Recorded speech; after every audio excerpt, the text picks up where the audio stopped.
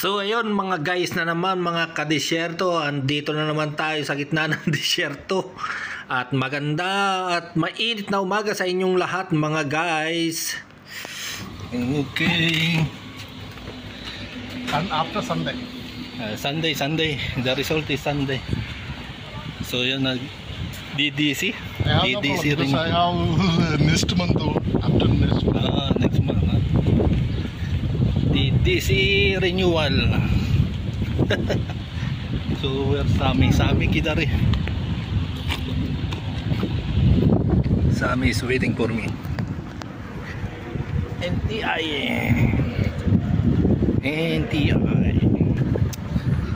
Dito na si Sami. Yan. Dito kami nag-exam. Hindi ko na lang nakuhanan ng video at baka tayo makasuhan pa. Sami! كيف برابر سامي باي؟ الحمد لله حبيبي. شوف سامي شوف كويس ها سامي خلاص دي سي ان خلاص شاء الله سندي نجيب بطاقة. حلو الحمد لله. شالو يلا شالو روم مسقط مسقط ايوه تم شاب شبوبه. Okay, let's go back to Kasan. Okay. So yan nga pala mga guys, tagpong po yan ay ako po ay kumuha ng DDC. Bali nagpa-renew po ako ng aking lisensya dyan sa gitna ng disyerto. So yan po si hindi ko kilala, basta yan po ang aking nakasabay sa ating pagkuha ng lisensya. Yun, picture muna kami at para memories ika nga. At pagkatapos namin kumuha ng lisensya, makapagparinyo, ako po ay nakatanggap ng aking tawag do sa amin pong pinaka-lead.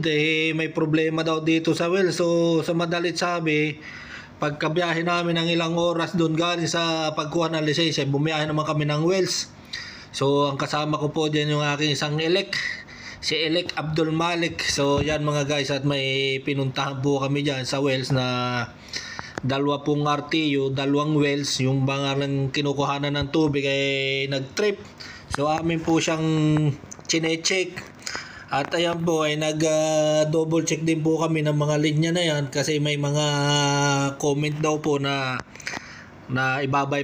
ibabypass daw po yan. So kailangan i-double check namin kung saan kami pwede magkabit ng spool para sa bypass. At kailangan daw po ng kliyente yan sa in case na, kasi may gagawin po sila dyan, mag-wrapping yata, ay just in case na may mangyaring hindi ka nais. So may contingency plan po silang gagawin. So kami po ay nag-inspect po diyan, nag-inspection kami ng mga linya ng tubo. Yan po ay nasa Gs, tapos i-convert namin sa 6 inch. Ay di kami hahanap na naman ng spool ng reducer na 6 Gs papuntang 6 inch. At yan mga guys, at medyo talagang aming hinihimay-himay kung saan namin padadaanin yung pinaka-bypass line. At yun po ayan, sabi ko baka pwede dito. Sabi ko naman 4 inch naman ito, kaya hindi tayo obra rito. Kailangan din na 6 inch yung ating pagkakabitan, no? Kaya basta anong klaseng spool na pwede natin gawin. So yan po ay under plan ika nga. At yan ay pinag-uusapan pa kung saan. So yung mga linya na yan papunta yan dun sa wells, sa panghigop ng panghigop ng tubig na madudumi. Yan pong tubig diyan ay sari-sari po ang mga halo. Lalo na pagka kami nagpa-flashing, yan po ay amoy burak, amoy langis, amoy gasolina, na amoy H2S, sari-sari na ho. At yan po ang aming nililinis. Bali tinitreat po namin yan doon sa planta. Yung planta po namin ay yung tinatawag na raw water treatment plant ika nga. So ginagamitan po namin ng mga reverse osmosis po. So yan mga guys, ang piping po niyan. At yan lang po ang makikita po dyan sa gitna ng disyerto.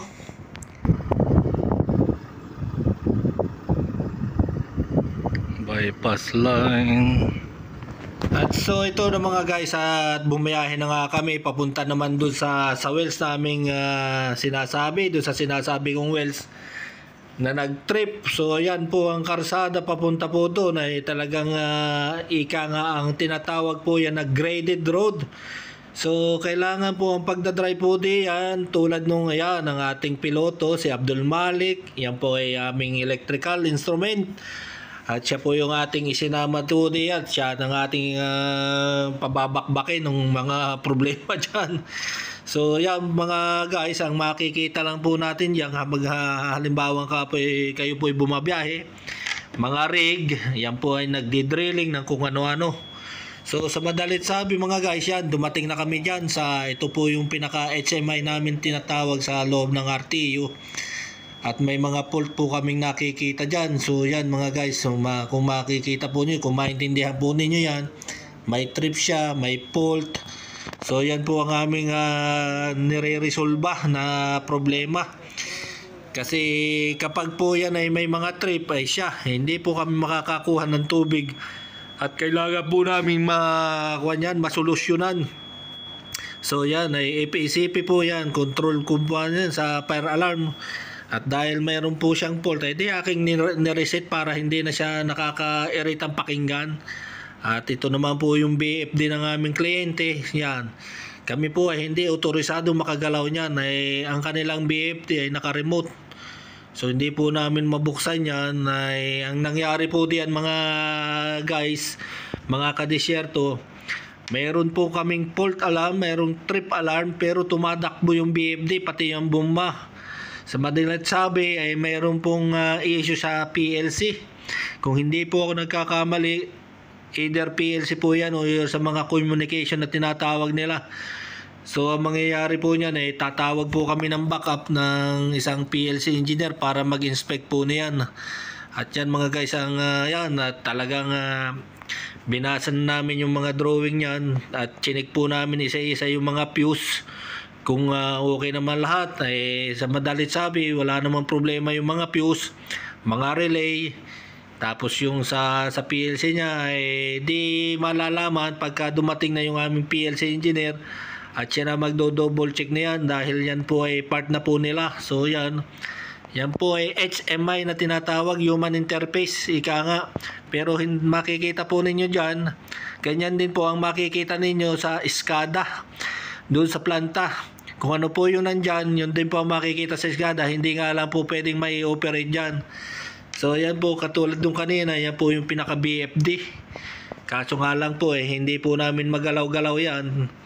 At yan po ay kliyente lang po ang nakakagalaw. Sila lang po ang otorisado dyan. So yan mga guys, at yan ang mga disyerto, buhangin, at dino-double check ko po yung mga linya diyan kung naka-open lahat naman yung mga valve. Kasi may fault yung valve pero naka-open naman. So lahat naman sila ay okay naman yung motorized valve namin. At wala namang problema.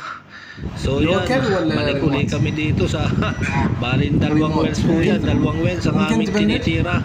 So yan mga guys. So nagpasya na po kaming umuwi kasi wala din naman po kami magagawa doon. At baka lalo lang dumami ang sira. Inireport na lang po namin doon sa aming lead na kailangan tayong tumawag ng backup sa PLC. Yung PLC engineer na mag-check niyan, bali kliyente at saka PLC engineer po namin na mag-double check niyan. So talagang wala na, makukurta lang yung aming utak, matutusta lang yung aming utak. Di bahala nang sila naman ang matusta ang utak. So bye bye, hanggang diyan na lang po mga kadisyerto.